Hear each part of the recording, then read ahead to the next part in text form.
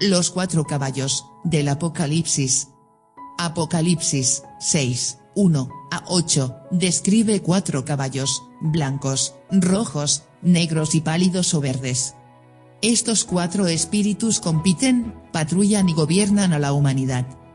Ciertamente parecen cumplir profecías bíblicas, concernientes a los mismos movimientos filosóficos, misteriosos, espirituales y políticos del Anticristo, a medida que nos acercamos al fin del mundo.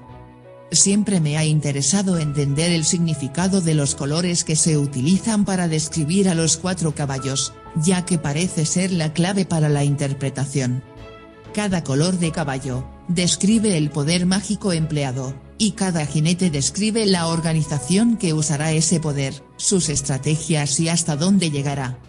Las palabras griegas que se usan para describir los colores de los 4 caballos son: Eukos, significa blanco. Piros, significa rojo. Melas, significa negro. Cloro, significa verde. Los 4 colores, son los 4 poderes mágicos, o estrategias de brujería, que usará el diablo para conquistar a la humanidad.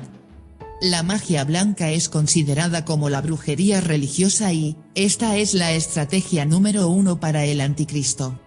El diccionario etiqueta la magia blanca como la magia que se usa solo para propósitos buenos.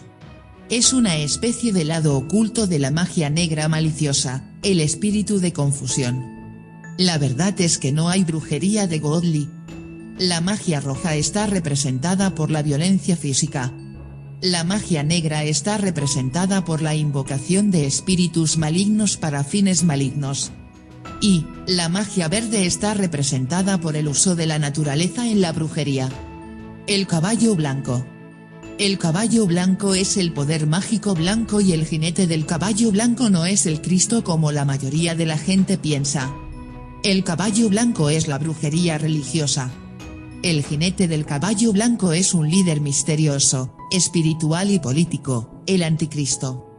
Mateo 24, 3-6, nos advierte sobre el falso Cristo diciendo: mientras Jesús estaba sentado en el monte de los olivos, los discípulos se acercaron a él en privado. «Dinos cuándo será todo esto», preguntaron, «y qué sucederá para mostrar que es el momento de tu venida y el fin de la era». Respondió Jesús: «Ten cuidado y no dejes que nadie te engañe. Muchos hombres, diciendo que hablan por mí, vendrán y dirán yo soy el Mesías y engañarán a mucha gente. Vas a escuchar el ruido de las batallas cercanas y las noticias de las batallas lejanas, pero no te preocupes. Tales cosas deben suceder, pero no significan que el fin haya llegado». ¿Quién es el jinete del caballo blanco? Cuando la mayoría de los cristianos ven a un ocultista, a un monje musulmán o budista, queman incienso, leen rosarios y usan velas, reconocen que es brujería, pero no recuerdan que es la misma práctica católica romana que ven en su culto diario. Inicialmente, en la costumbre católica romana, el Papa se viste de blanco, su helicóptero es blanco, su avión a reacción es blanco, y su papamóvil es blanco. El color blanco es el color de la magia católica. La mayoría de la gente nunca ha oído hablar de la llamada magia católica. La magia blanca se conoce oficialmente bajo 2 nombres diferentes, la magia blanca y la magia católica. El jinete del caballo blanco es la Iglesia católica. El jinete del caballo blanco tenía un arco, lo que significa que es un asesino secreto. Y le fue dada una corona, significa que será un reino. Y salió a conquistar, y a conquistar. El primer papa fue un emperador. Constantino, como el resto de los otros papas, tenían coronas reales. Segundo, movido por la codicia de conquistar el mundo, el católico romano ha derramado más sangre inocente que cualquier otra institución que haya existido entre la humanidad. Hoy en día, la cantidad total de personas inocentes asesinadas por la Iglesia católica se estima en más de 50.000 millones. La mayoría de la gente hoy en día, incluyendo a los mismos católicos romanos, no saben acerca de la verdadera historia sangrienta detrás de la Iglesia católica romana. La verdadera historia de la Iglesia Católica Romana ha sido escondida lejos de los ojos de los medios de comunicación, a través de la recomposición de libros de historia mentirosos, con el objetivo de que la misa nunca conozca la realidad de la Iglesia del Anticristo, el caballo blanco. En 1940 el barón de Ponat escribió: el catolicismo romano nació en sangre, se ha revolcado en sangre, y ha saciado su sed en sangre, y es en cartas de sangre donde está escrita su verdadera historia. He aquí algunos ejemplos de las atrocidades cometidas por el asesino de caballos blancos, la Iglesia Católica. En 1940, más de 700.000 hombres, mujeres y niños en Croacia fueron torturados y asesinados por la Iglesia Católica. De 1930 a 1970, 500.000 niños fueron separados de sus familias, obligados a ingresar en instituciones católicas y maltratados en Australia. 800.000 personas masacradas en Ruanda, con el apoyo de la Iglesia Católica en 1994. Entre 1930 y 1990, 300.000 bebés fueron robados a sus madres por la Iglesia Católica en España. Entre 1920 y 1996, más de 10.000 mujeres sufrieron abusos en instituciones católicas de Irlanda. Entre 1930 y 1970, miles de niños torturados y maltratados en escuelas católicas de Suiza. El jinete del caballo blanco no solo es un asesino conquistador, sino que también es muy codicioso por el poder, de tal manera que la mayoría de los papas cometieron asesinatos para llegar al poder y dejaron el poder estrangulado, envenenado, decapitado y brutalmente asesinado. Por ejemplo, el Papa Juan VIII, envenenado y luego golpeado hasta la muerte. Papa Stephen VI, estrangulado. Papa León V, estrangulado. Papa Juan X, sofocado con una almohada. El Papa Juan VII, elegido el 1 de marzo de 705, Juan se destacó por su devoción a la Virgen María y por su enérgica restauración de las iglesias romanas. Asesinado por el marido celoso de la mujer con la que estaba en la cama. Papa Benedicto VI, estrangulado. El Papa Juan XIV, asesinado por inanición. El Papa Clemente II, envenenado. Algunos otros papas fueron asesinados violentamente, como el Papa Juan VII, asesinado el 18 de octubre de 707, usaron al esposo de una mujer con la que Juan VII se acostaba, quien los atrapó en el acto, y golpearon al Papa hasta matarlo. Hoy es conmemorado entre los santos por la Iglesia Católica. El Papa Juan VIII, asesinado el 16 de diciembre de 882, utilizaron a su pariente, que visitó al Papa y envenenó su bebida.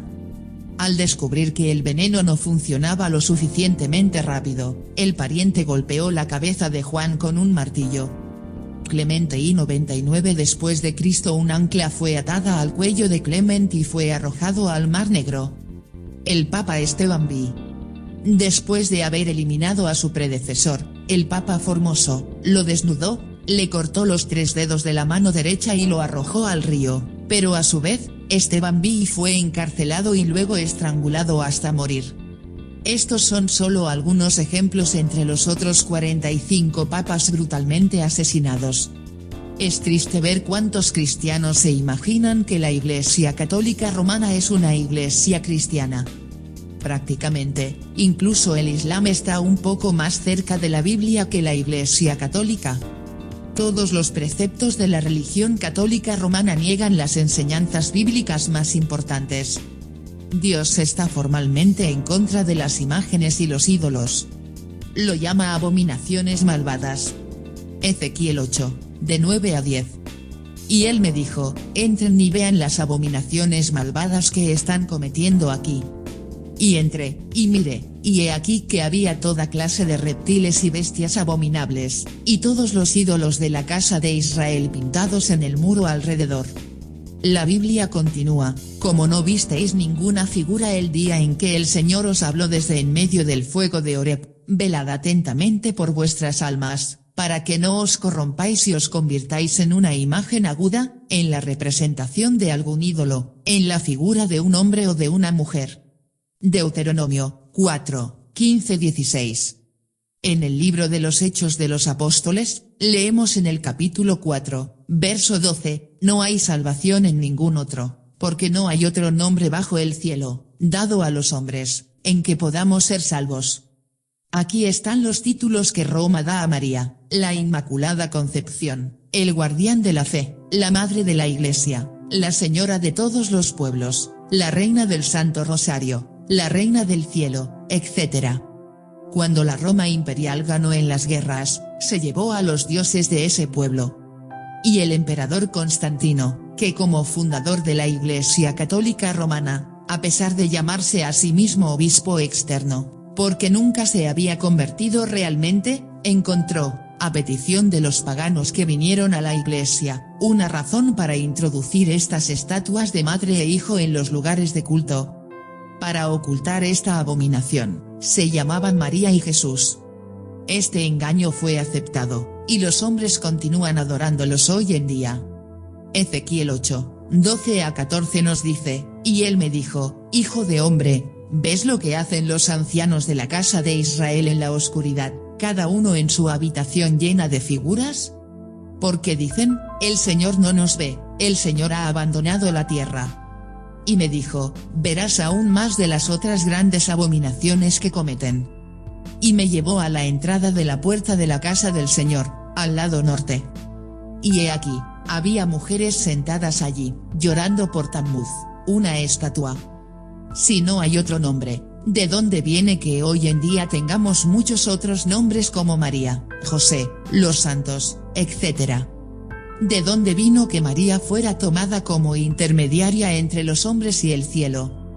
No hay ningún versículo en la Biblia que se refiera a la Virgen María como cosalvadora y defensora humana. Pablo nos dice, porque hay un solo Dios, y un solo mediador entre Dios y los hombres, Jesucristo el hombre. 1 Timoteo 2, 5. Juan tampoco se quedó callado sobre este tema. Él dice en primer lugar en Juan 2, 1 hijitos míos, os escribo estas cosas para que no pequéis. Y si alguno ha pecado, tenemos un abogado para con el Padre, Jesucristo el justo.